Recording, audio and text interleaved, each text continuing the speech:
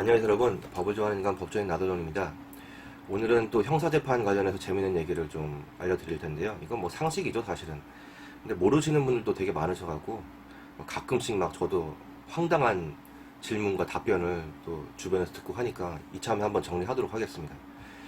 일단은 첫 번째 이제 의문점 해소해 드릴 거는 이제 검사의 구형량에 관해서 과연 어떤 의미가 있는지 판사한테는, 그리고 왜 1심 판사가 정말 독한 사람이 아닌가. 왜냐면 보통 이제 1심에서는 뭐 진짜 실형이죠. 쉽게 말하면 뭐 징역 1년 6개월을 선고를 했는데, 뭐 항소심에서 뭐 여차저차해서 뭐 집행유예를 풀려났다. 이거 보통 많이 듣는 얘기잖아요.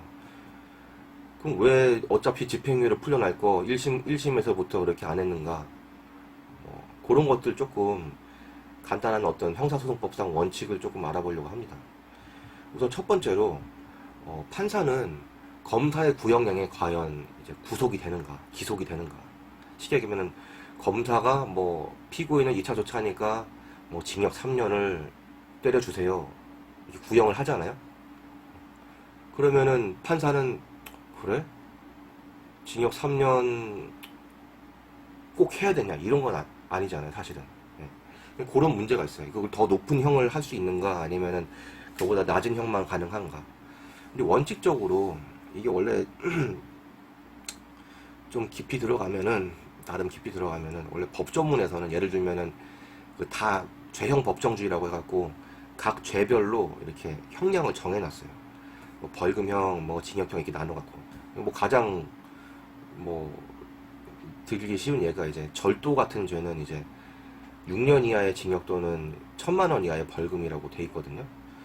그러면은 그게 이제 법정형이에요. 법으로 정해놓은 형이라는 거죠.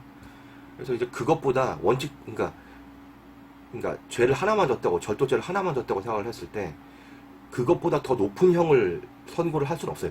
법정형보다는. 여러 개를 질 경우는 또 다릅니다. 근데 어쨌든 죄 하나만 가지고 오늘 포커스를 좀 하겠습니다. 6년, 법정형은 6년인데 선고형 내지 처단형을 7년을 할 수는 없어요. 그거는 무조건 항소하면 깨집니다. 그거는 이제 파기환송돼요. 근데 그 검사가 그렇게 구형하는 거는요, 쉽게 얘기하면 판사는 그냥 참작만 하는 거예요. 검사의 그건 약간 권고적인 의미밖에 없고 결국에 판단은 판사가 하는 거예요. 그러니까 쉽게 얘기하면 검사가 이래라 저래라 이렇게 꼭두각시 노릇을 못 한다는 거죠. 결국에는 오야 마음, 판사가 지 마음, 자유심증주의잖아요. 지 마음대로 그냥 쉽게 얘기하면 심증 굳어진 대로 판결하는 거야. 아, 이놈은 검사, 너는 그냥 내가 참고만 하고, 너는 뭐 검사가 3년을 구형했으면, 만약 법정형이 막 6년형이면은 아니야, 이 새끼는 안 되겠어. 얘는 3년 가지고 안 돼. 내가 봤을 때 얘는 한 4년 정도 살아야 돼. 4년형 선고할 수 있어요. 네. 그러니까 검사의 구형량에 기속되지 않는다, 판사는. 당연히 더 낮은 것도 할 수 있죠. 검사가 3년 구형했는데 아니야, 너는 그냥 1년이 적당해 하면 그냥 1년형이에요. 판사 입에서 나오는 게 그냥 적용이 되는 거예요.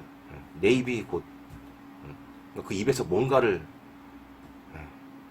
좋은 말이 나오도록, 그러니까 가서 유도를 해야 되는 거예요. 딱 이제 좀, 보통 이제 제가 하나 팁을 드리면은, 이제 형사재판정 가면은 보통 많은 사람들이 막 추리닝 같은 거 입고서 막 재판받고 그래요. 그러면 판사가 좋아할까요? 안 그래요.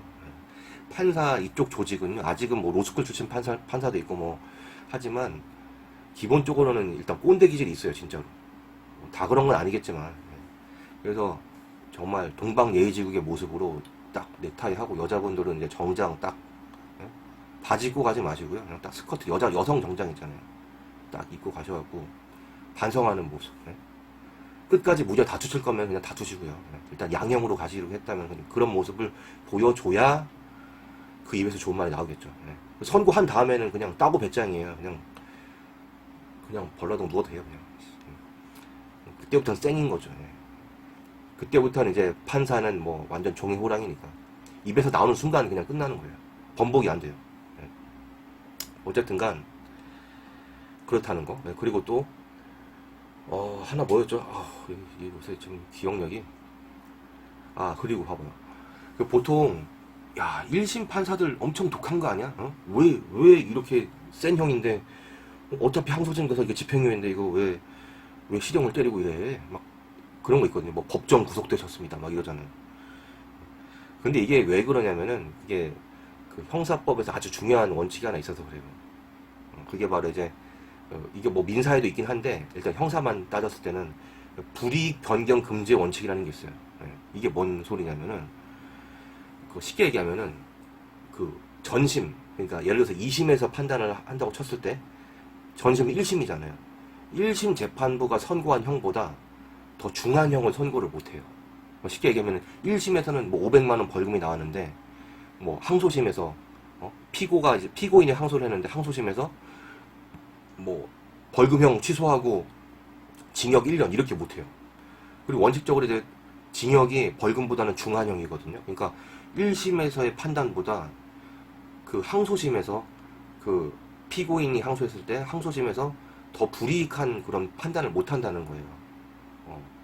예외는 당연히 있어요. 예외가 뭐냐면은 검사 측에서 상소를 했을 경우에, 그러니까 검사도 항소하고 쌍방 항소죠. 검사도 항소하고 피고인도 항소하면 그거는 이제 그 뭐죠?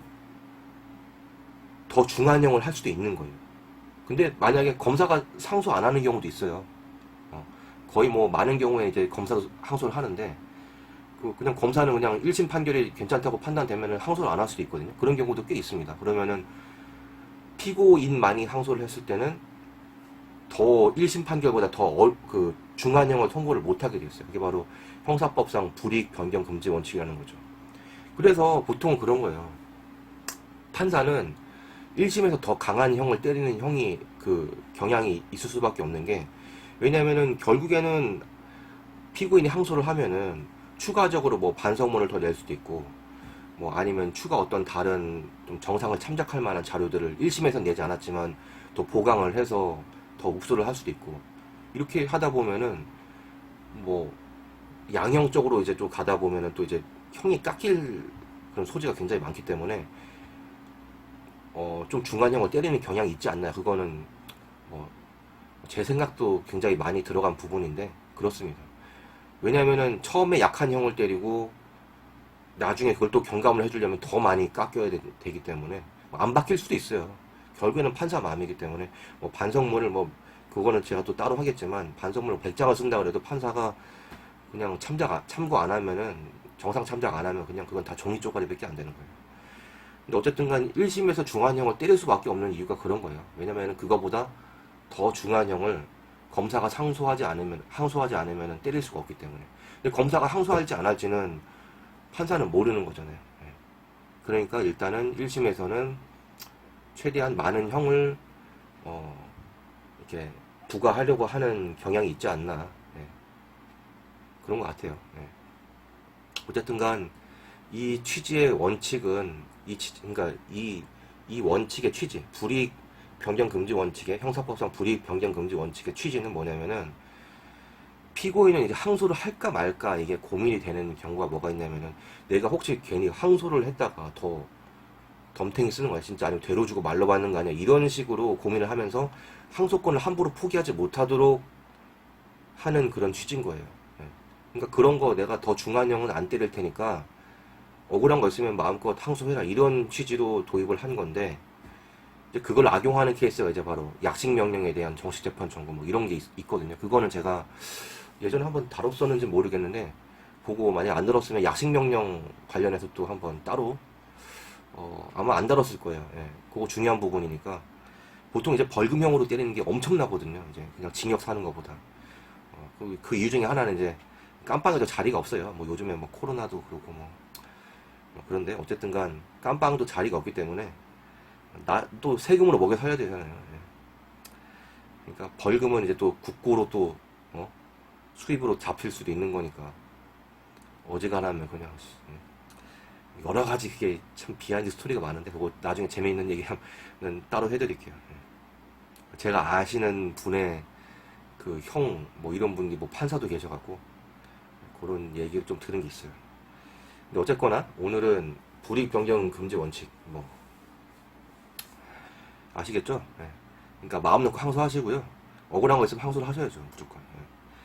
하지만 예외 꼭 기억하세요. 검사도 항소하지면은 진짜 되로 주고 말로 받는 케이스도 있습니다. 예. 뭐 1심에서 뭐 집행유예 나왔는데 항소심에서 뭐 실형 살고 뭐 이럴 수 있어요. 예. 그러니까 항소심에서 추가 증거라든지 뭐 검사가 항소를 해갖고 이렇게 좀 뭔가 좀 뒤집어지는 경우가 있습니다. 예. 그래도 기본적으로는 거의 뭐 그런 경우는 흔치 않죠. 예외죠. 그게 오히려 예외이기 때문에 충분히 다퉈보시기 바랍니다. 중요하잖아요. 빨간 줄 가잖아요. 하여튼 오늘은 여기까지 하겠습니다. 예, 시청해주신 여러분 감사드립니다. 네.